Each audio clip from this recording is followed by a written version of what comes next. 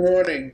My name is Gerald Parker. I'm a founding partner of the law firm Parker Waichman.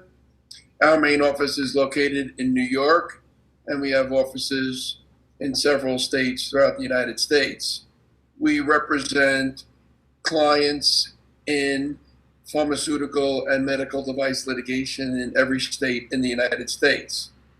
This morning, we're going to talk about talcum powder.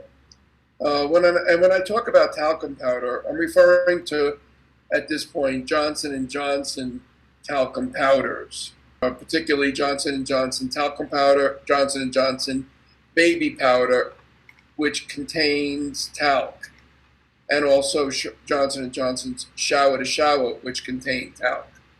At this point in time, I believe that all these products no longer contain talc and have other substances, something like cornstarch, that is a substitute for talc. So the question is, what is talcum powder? Talcum powder is made from a naturally occurring mineral, talc, that's in the earth, and it's comprised of magnesium, silicon, and oxygen. Talc is an effective moisture absorber that helps to minimize friction and keep the skin dry. It was used in baby powders, and it's still used in cosmetics, deodorants, and even foods like chewing gum and rice.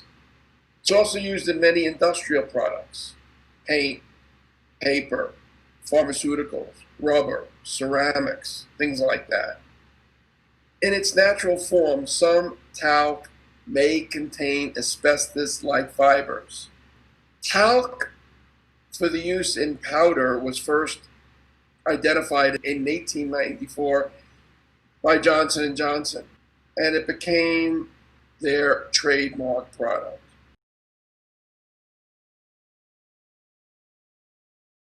In 1982, a Dr. Daniel Kramer, a professor of obstetrics, gynecology, and reproductive biology at one of the leading medical schools in the United States, Harvard Medical School, who was also a director of OBGYN and epidemiology at Brigham and Women's Hospital in Boston, conducted one of the earliest studies to suggest a link between genital talc use in women and cancer of the ovaries. That study was published in 1982. His study found a significant association between genital talc use and ovarian cancer. Since that time, there's been more than 30 studies published associating the use of talc and ovarian cancer. And by the way, when Dr. Kramer published his study, Johnson & Johnson apparently was very concerned because Dr. Semple from Johnson & Johnson went to see Dr. Kramer to talk to him about the study. Now, Dr. Kramer's study found that there was a 92% increase in ovarian cancer with women who reported genital talc use. And that was very concerning, obviously, to Johnson & Johnson, as it should be. And Dr. Semple went to visit Dr. Kramer to discuss the study, at which time Dr. Kramer advised that Johnson & Johnson should place a warning on its talcum powder products about ovarian cancer risks so that women could make an informed decision about their health. And that was in 1982-83 when that visit happened. And Johnson & Johnson did not put such a warning on their product. And since then, like I said, there's been more than 30 other studies talking about the association of ovarian cancer and the use of Johnson & Johnson's talc products in and about the genital area. In 1983, there was another study that found a 150% increase in ovarian cancer. In 1988, there was another study that found a 40% increase in ovarian cancer if you use the talc between 1 and 9 years. Yeah, how about if you use talc more than 9 years? The study had a cutoff of 9 years. In 1989, there was another study that found a 29% increase in ovarian cancer if you use talcum powder in the genital area more than once a week. Now, what happens if you use it 7 days a week? What happens if you use it 2 times a day, 3 times a day? The study didn't go into that, but it makes sense that you're exposing yourself to more risk, in my opinion. In 1992, there was another study that found an 80% increase in risk of ovarian cancer with more than 10,000 lifetime perennial applications of talc, demonstrating that there's a positive dose-response relationship. So, like I mentioned a minute ago, what happens if you use it twice a day, 3 times a day? Many women do that. Many women use it after each shower. Some women take more than 1 shower a day. There's another study in 1992, that reported a 70% increase from genital talc use and a 379% increased risk in women who use talc on sanitary napkins in their genital area. There was an additional study in that same year, 1992, that found an elevated risk for ovarian cancer in women who applied talc-containing to the lower abdomen and perineum for longer than 3 months. And the studies continue in 95. They found a 27% increase, 96 a 97% increase, and it just keeps on going on, literally to this day. And there's been several recent studies in the past few years that again continue to confirm the association between Johnson & Johnson's talc-based powder products and ovarian cancer. More recently, there's been an association found between Johnson & Johnson's talc products and mesothelioma, which is generally it's a lung cancer. And the basis of that finding is that there's been finding of asbestos in some of the talc products from Johnson & Johnson, which we'll go into a little bit later. Now, the injury that the studies are showing that is associated with Johnson & Johnson's talc-based powders is, just generally speaking, it's ovarian cancer, of which there's several different types, and again, mesothelioma.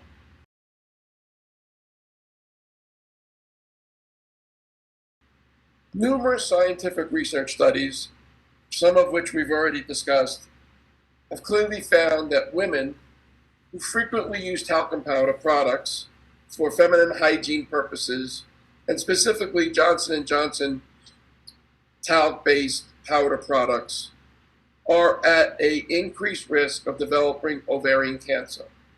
These studies show that women using talc products have a higher rate of developing ovarian cancer than a person who does not use talc products. I believe I've read somewhere that it is believed that 10% of all ovarian cancer is talc related.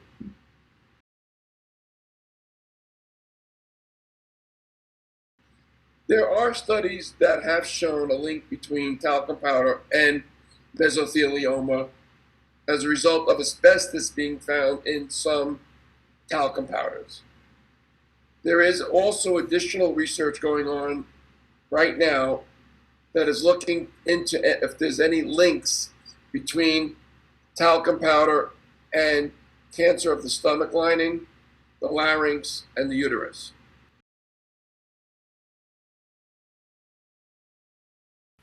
At the current time, the only products that are involved in talcum powder lawsuits are Johnson & Johnson's baby powder and Johnson & Johnson's shower to shower. Now, on May 19, 2020, Johnson & Johnson announced that it would discontinue the sales of its baby powder containing talc in the United States. I would suspect that that product is generally not available in the United States any longer. In addition, now as to Johnson & Johnson's shower to shower, It was owned, that product was owned for many years by Johnson & Johnson. In 2012, Johnson & Johnson sold Shower & Shower to Valiant Pharmaceuticals. And in 2019, the last Shower & Shower with talc was distributed. Since then, in the Shower & Shower product, it's been cornstarch as the active ingredient. So since about February 2019, give or take, depending upon the store inventory, all the Shower & Shower products now have cornstarch instead of talc as the active ingredient.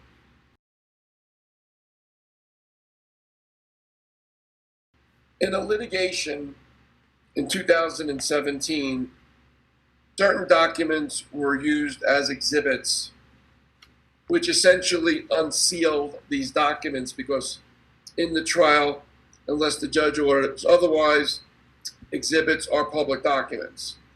In that trial, there was evidence that showed that since 1957, there were reports from a lab that was consulting with Johnson & Johnson describing contaminants in talc from Johnson & Johnson's suppliers in Italy and in Vermont. The report from this lab describes the contaminants in the talc from the Italian supplier as fibrous and acicular or needle-like, tremolite. Tremolite is one of the 6 minerals in their naturally occurring fibrous form that are classified as asbestos. And then, following 1957, at various times through the years, up into the early 2000s, additional reports by scientists at Johnson & Johnson, outside labs employed by Johnson & Johnson, and a Johnson & Johnson supplier yield similar findings. The reports identified contaminants in talc and finished powder products of Johnson & Johnson as containing talc and asbestos, or described them in terms typically applied to asbestos, such as fiberform or rods. And then in 1976, the FDA set limits on asbestos in cosmetic talc products, and talcum powder is considered a cosmetic product. Now, during the years in the 70s, the FDA was asking Johnson & Johnson repeatedly whether their products contained asbestos. And Johnson & Johnson repeatedly assured the FDA that there was no asbestos detected in samples of their talc products between the years 1972 and particularly December of 72 and October of 73. But despite the FDA's several inquiries to Johnson & Johnson regarding asbestos in their talc, Johnson & Johnson did not disclose to the FDA that on 3 different times the tests that they ran from 72 to 75 showed the presence of asbestos in their talc. Actually, some of the tests demonstrated rather high levels of asbestos in the talc from Johnson & Johnson's products between 1972 and 1975, but Johnson & Johnson did not tell the FDA that information, even though the FDA expressly asked them for that information. And then during the 80s, 1990s, 2000s, there were numerous studies associating the use of talcum products with ovarian cancer. In fact, in December of 2018, Reuters News released a scathing investigation that uncovers information that Johnson & Johnson knew that the company's talc supply sometimes tested positive. Then in December 2018, Reuters News released a scathing investigation that uncovers information that Johnson & Johnson knew that the company's talc supply sometimes tested positive for asbestos from 1971 to the early 2000s. Following on that, pretty quickly, in February 2019, Senator Patty Murphy from Washington requested documents from Johnson & Johnson's CEO, Alex Gorski, in regards to past asbestos testing and contamination in the company's talcum products. In May, and particularly May 19, 2020, Johnson & Johnson announced that they were discontinuing their talc-based powders in the United States and Canada because of mounting lawsuits and poor demand. I guess the demand is going down because of the word's getting out that there's an association between the use of talc-based Johnson & Johnson products and ovarian cancer and mesothelioma. Currently, the Department of Justice has an ongoing investigation into Johnson & Johnson concerning its talcum powder products. And just this past February 2020, the Department of Justice sent subpoenas to Johnson & Johnson determining if Johnson & Johnson knew about the potential carcinogens in its talcum powders and whether or not it lied to the federal government about it. Based on some of the trial exhibits that we discussed earlier, it's obvious that Johnson & Johnson knew about the potential carcinogens, asbestos, in their talcum powder and didn't tell the FDA about it, even though the FDA asked. And by the way, if Johnson & Johnson had found out about asbestos in their products, I believe under the FDA laws, they have the duty to tell the FDA about it as soon as they learn that their products contain asbestos.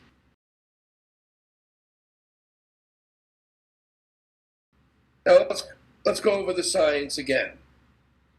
Long before asbestos was discovered in talcum powder, which discovery was made by the attorneys litigating talcum powder cases. It wasn't by the government, wasn't by the FDA, it wasn't because Johnson & Johnson disclosed that they knew that their products may have asbestos. It was discovered by the lawyers in the litigation. There's been a long trail of science performed by physicians and scientists associating talcum powder with ovarian cancer. However, in the early 1940s, the science associating asbestos to what we call a fingerprint injury, meaning it's a very unique injury caused by a very unique product or contaminant. And there was an association made in the early 40s associating asbestos to mesothelioma, which is a lung cancer, as a result of workers being exposed to asbestos. The first asbestos talcum powder discovery was by way of a verdict in 2018. There's two injuries that we have to be on the lookout in people that were using Johnson & Johnson's talc-based powder products. One is ovarian cancer, which has nothing to do with asbestos, and two is mesothelioma. So when you ask, does the talcum powder have to contain asbestos to be harmful? The answer is clearly no, because even absent asbestos, talc-based talcum powder products can cause ovarian cancer. Asbestos causes mesothelioma. There has been litigation over the last 4 years or so on both types of cases, ovarian cancer cases and mesothelioma cases, both claiming that Johnson & Johnson's talc-based products either caused ovarian cancer in that particular client or caused mesothelioma in that client. So now with the discovery of asbestos in talcum powder in recent years, and when I say recent years, I mean the discovery was found recently by the litigators suing Johnson & Johnson for mesothelioma. The users of talcum powder are now not only exposed to ovarian cancer, but now are at an increased risk of mesothelioma, which is a very dangerous cancer that generally affects the lungs. The symptoms of mesothelioma are shortness of breath, chest pain, difficulty breathing, fluid building up around the lungs, generally known as pleural effusion, chronic cough, dry cough.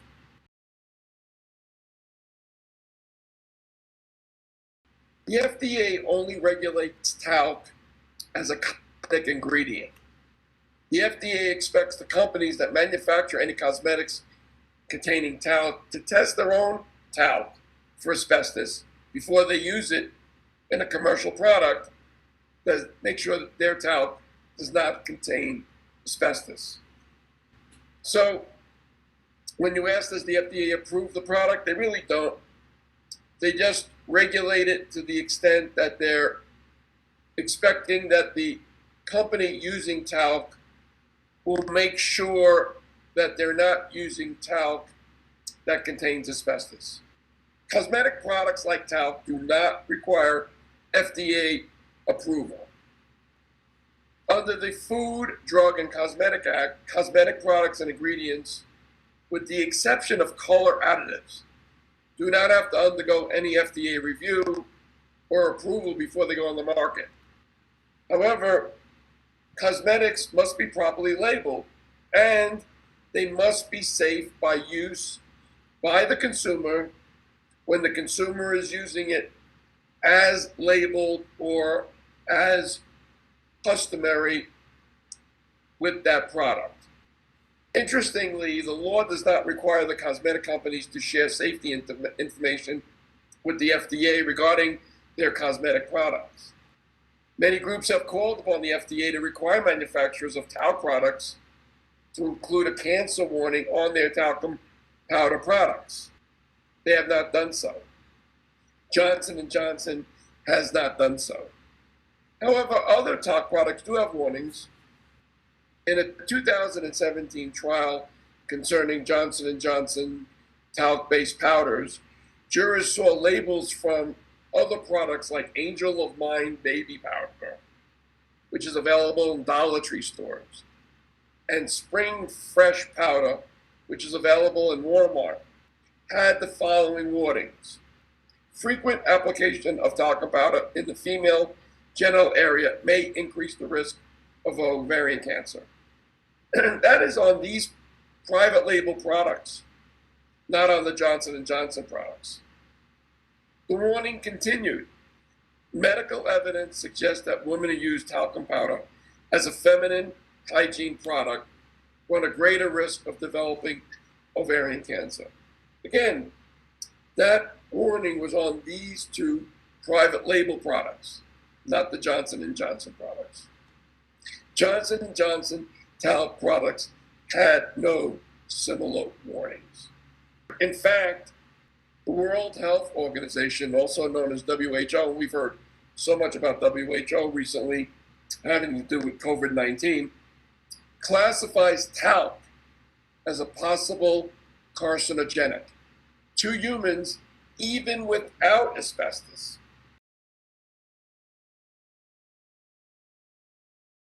Well, I think that we've been discussing this morning that since 1982, there's been over 30 scientific papers published that indicate that talcum powder, which actually contains talc as opposed to cornstarch, can cause a significant increase in the risk of coming down with ovarian cancer.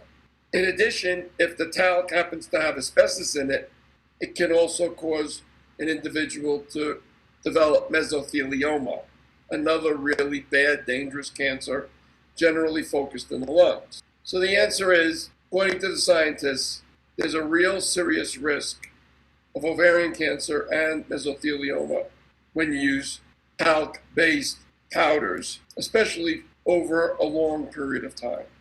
Now, the International Agency for Research on Cancer states that talc tainted with asbestos is in fact carcinogenic to humans. That agency is a division of the World Health Organization. That same agency classifies perennial genital use of talc-based baby powders as, quote, possibly carcinogenic to humans, end quote. Now, interestingly enough, Johnson & Johnson does have a warning on the label of its baby powder products that indicates that you should keep the baby powder away from the baby's face in order to avoid the baby breathing in the talc dust. But they don't have a warning regarding ovarian cancer. They don't have a warning regarding mesothelioma.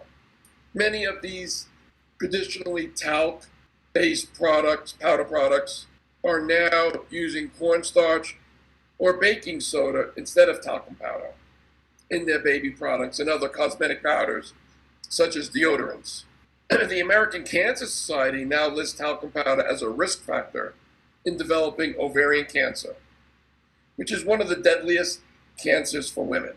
The World Health Organization classifies talc as possibly carcinogenic to humans even without asbestos. And the World Health Organization, as well as other authorities throughout the world, recognize that there is no safe level of exposure to asbestos. None. Now, over time, there's been some recalls for specific lots. Most recently, October 2019, Johnson & Johnson recalled 33,000 bottles of baby powder because they found traces of asbestos in that lot. And as we mentioned, as of May 19, 2020, Johnson & Johnson announced that they are discontinuing the sale of their talc-based powders in the United States and Canada.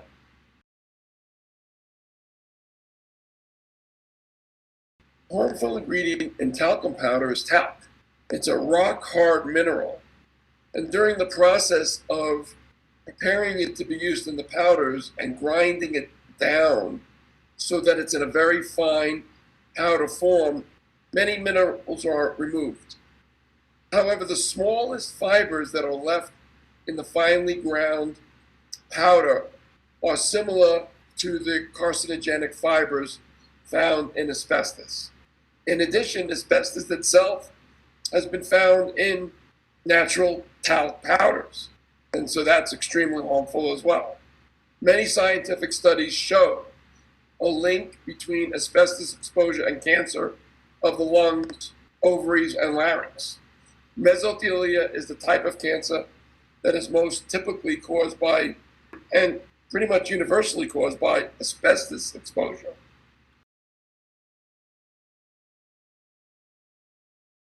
Common symptoms of ovarian cancer are fatigue, back pain, constipation, irregular periods and abnormal bleeding, weight loss accompanied by abdominal swelling. Now, when ovarian cancer is diagnosed early, there's a 90% chance that a woman will survive at least 5 years after the diagnosis. That's pretty poor. Even when you're diagnosing it early, a 5-year survival rate, obviously ovarian cancer is something that no woman wants. And if there's a product on the market that has a chance of exposing a woman to that kind of injury that could result in death, that's a product that people should not be using and should have a warning on it to let people at least make their own choice based upon the warning. But if there's no warning on the product, then people don't know. And people aren't able to make a choice because they're being denied access to an extremely important piece of information. Now, if the cancer had spread to other parts of the body, the chances of survival drop significantly.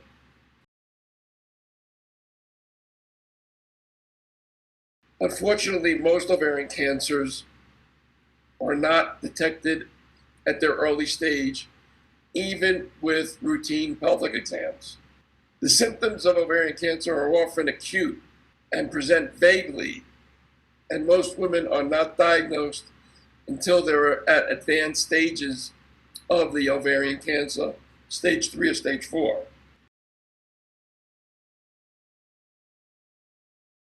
I'm a lawyer, not a doctor, but I think every woman should have a pelvic exam every 1 to 3 years based upon their doctor's advice. If you're experiencing any abnormal symptoms in regards to your reproductive system, you most certainly should be talking to your doctor and asking the doctor what you should be doing and whether you should have an ovarian cancer screening. There are two tests used to screen for ovarian cancer. They are the transvaginal ultrasound and a blood test known as a CA-125. Transvaginal ultrasound test, it looks at the uterus, the fallopian tubes, the ovaries, using sound waves. It can see if there's a mass or a tumor on the ovaries, but it can't tell if the tumor is cancerous or benign. It can only tell you if the tumor is there. It can actually see the tumor. It can see the mass. The mass would have to be biopsied. So if you had a tumor identified in the ultrasound, it's likely your doctor would then next take a biopsy and send it to a lab to determine if it was cancerous or not. However, thankfully, most masses found during these ultrasounds are not cancerous, but you got to check. You just can't tell from looking at it. Now, the CA-125 blood test measures a protein called CA-125. Women who have ovarian cancer often have high levels of CA-125. High levels could also be caused by more common conditions, such as endometriosis and pelvic inflammatory disease. The better test to screen for ovarian cancer is the transvaginal ultrasound, and then if the mass is found, followed up with a biopsy to determine whether it's cancerous or not. How does talcum powder cause ovarian cancer? Women use talcum powder for many feminine reasons. Because of its use is so close to the genital area, it is believed that talcum powder tainted with asbestos can reach the reproductive organs and cause inflammation to develop, which then potentially can cause cells to mutate and for cancer growth in the ovaries.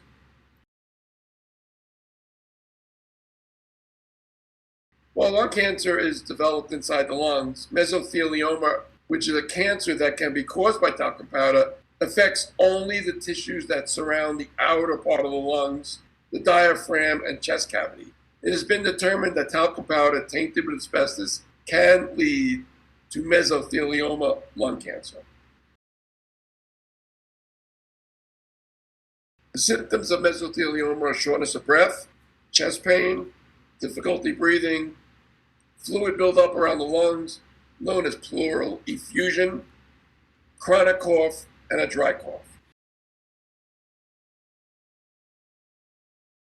There are several tests that you could use to diagnose mesothelioma. One is an X-ray, another is a computer tomography scan, known as a CT scan. Sometimes they use a positron emission tomography, known as a PET scan. They also use MRIs, magnetic resonance imaging. And after those types of imaging tests are used, if the results indicate that you might have mesothelioma, those imaging tests are followed up by biopsies of the tissue or fluid samples from areas where the cancer is suspected to have formed. A biopsy is actually the only definitive way to diagnose mesothelioma. Now, you can have a blood test taken because there are certain substances that are found in people in their blood when they have mesothelioma. But again, biopsy is probably the best after it's warranted by the imaging studies. Criteria for a talcum powder lawsuit is that if you use talcum powder on a regular basis for a period of time, and generally it's 5 years or longer, and you develop mesothelioma or ovarian cancer, then you may qualify for a talcum powder lawsuit. Once we receive information from a potential client regarding a talcum powder loss, once we receive information from a potential client regarding a talcum powder lawsuit inquiry, the next inquiry from us is, have you been diagnosed with mesothelioma? Have you been diagnosed with ovarian cancer? And if you were, where can we get those records that show that? One of the disqualifiers is if you have the BRCA1 or BRCA2 genes, as those two genes would predispose you to ovarian cancer. And Johnson & Johnson most certainly will be pointing to those BRCA1 or BRCA2 genes in a particular client, saying that's what caused the ovarian cancer. It's not our talcum powder. So if a client has BRCA1 or BRCA2 genes, in most cases, that's the case that we're probably not going to pursue. There could be an extenuating circumstance, but generally, that's the disqualifier. As we all know, talcum powder is sold everywhere. I think we just mentioned it was sold in Dollar General or Walmart, or it could be sold in a Publix or in any kind of food store. Therefore, there's not going to be a record of the client's purchase of the product.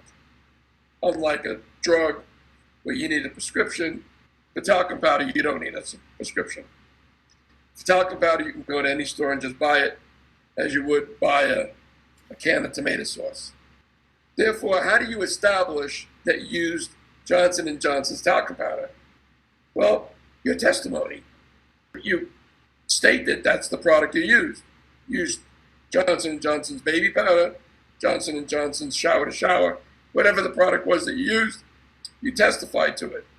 If unfortunately that person has passed away, family and friends who have that level of knowledge can testify that's what the client had bought, that's the product the client had used. They might even have a remaining container of the Johnson & Johnson product in the house.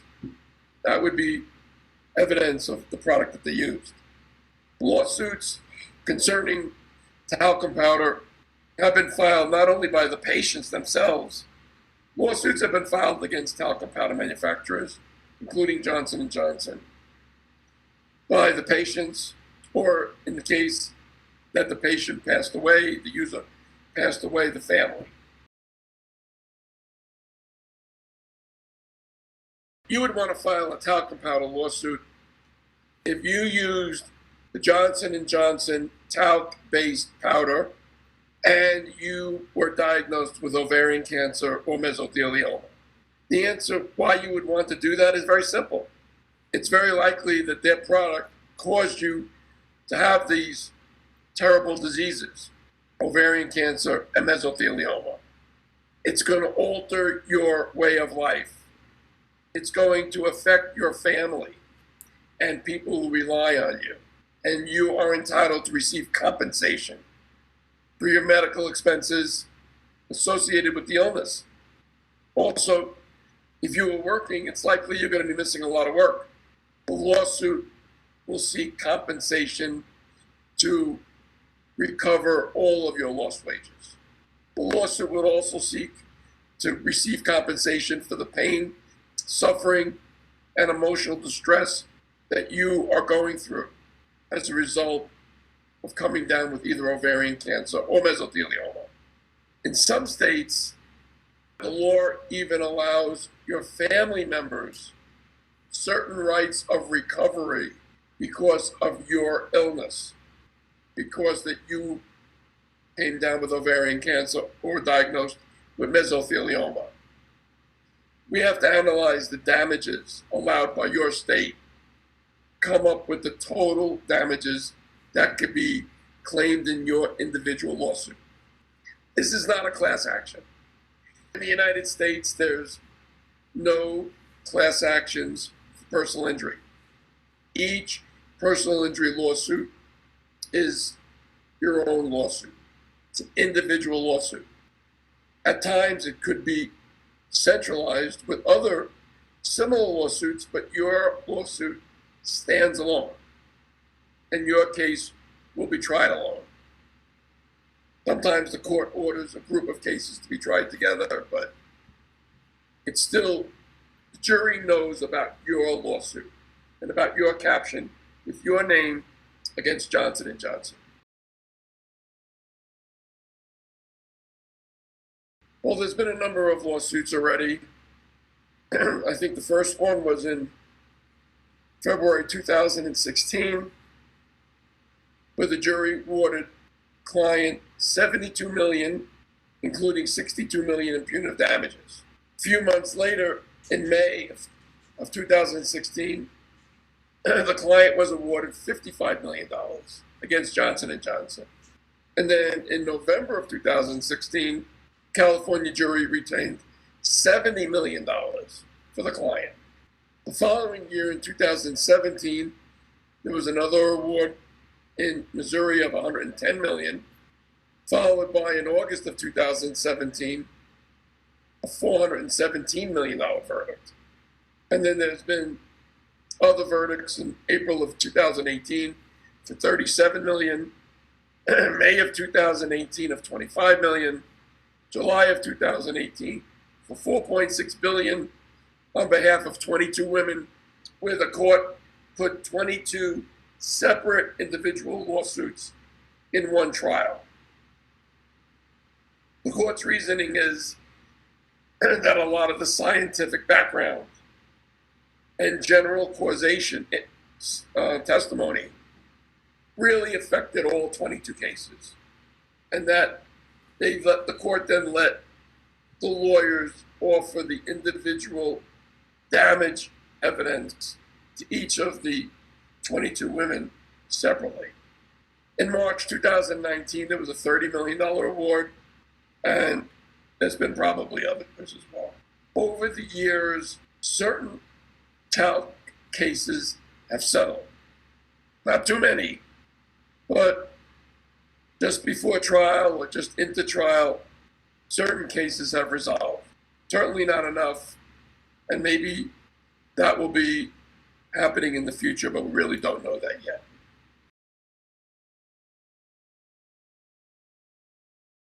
Well, statute of limitations is like damages. Every state is different. Some states have a 1-year statute. Some states have a 2-year statute. Some states have a 3-year statute. Some states have a 4-year statute. Some can have others. And then the question is, when does it start? Every state is different. Some states indicate statute starts when you're injured, whether or not you know why. Some states indicate that the statute starts when you know why you were injured. Some states don't have a tolling at all. The statute of limitations is different for an injury case as opposed to a wrongful death case. Many times in wrongful death cases, it's a shorter time period. This is the one issue that we look at immediately upon taking in a new case. What's the statute? So that we could diary it in our computer system. Very, very, very critical. And it's very fact intensive because we need to get certain information from the family very quickly. Because what happens if the case comes to our office and the statute runs tomorrow? So we jump on this the very first day that we possibly can. Statute very possibly could be running literally that day. And that has happened to us. And we have to start thinking very fast. So statute of limitations is a very important topic, and we take those very seriously.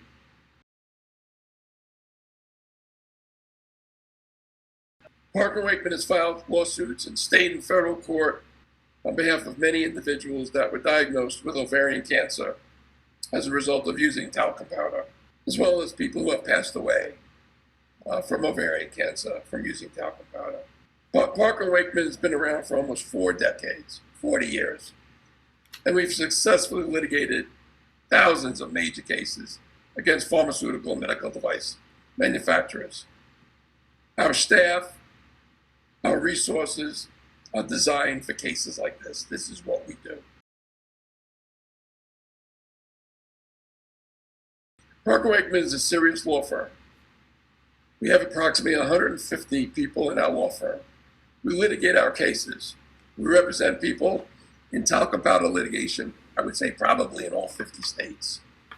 We just don't sit back and let the defendants try to arrange a settlement and then get on that bandwagon. We try to litigate our cases individually, representing our clients to the best that we can, and get them the maximum coverage maximum recovery that they deserve.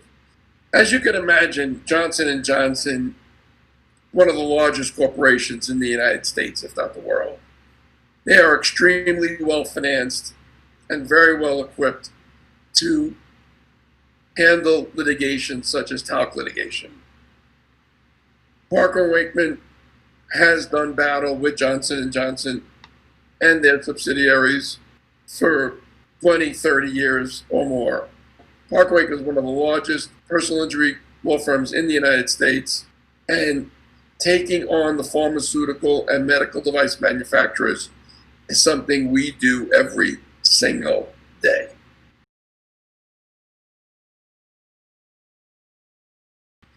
Parker Waichman has been involved in dozens of pharmaceutical and medical device litigations over the last almost 4 decades, starting with diethylstilbestrol, breast implants, Prozac suicidality cases, fen-phen, Zyprexa, Bausch & Renew-It Moisture Lock, contact lens solution, Zyprexa, Orthoever, birth control patch, Yaz birth control medication, Medtronic's infused spinal medical device, talcum powder, TDF drugs, hernia mesh, transvaginal mesh, Zantac, Roundup, numerous types of hip implants, knee implants, and so many more kinds of cases. This is what we do.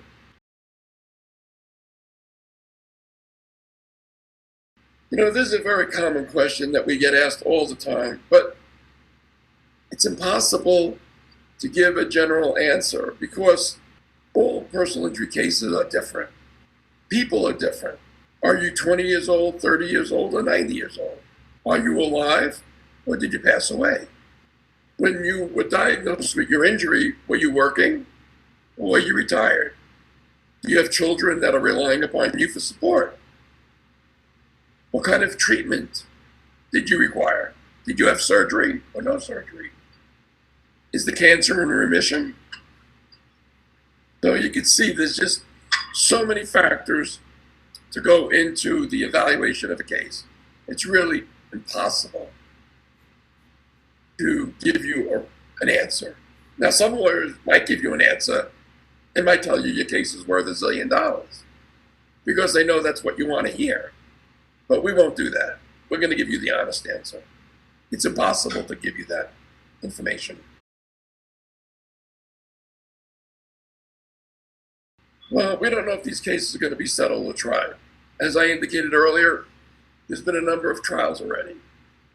There's been some recent developments, including a very positive Daubert opinion by a federal district court judge who's handling all of the federal filed cases. That might stimulate settlement talks. I really don't know. But we don't plan on a settlement, we plan on a trial. It's the only way to get the clients the maximum recovery. Plan on trying your case. If it settles and the settlement is good and the client accepts it, that's great. But if not, plan the case to be tried. That's the way to maximize the recovery for the client.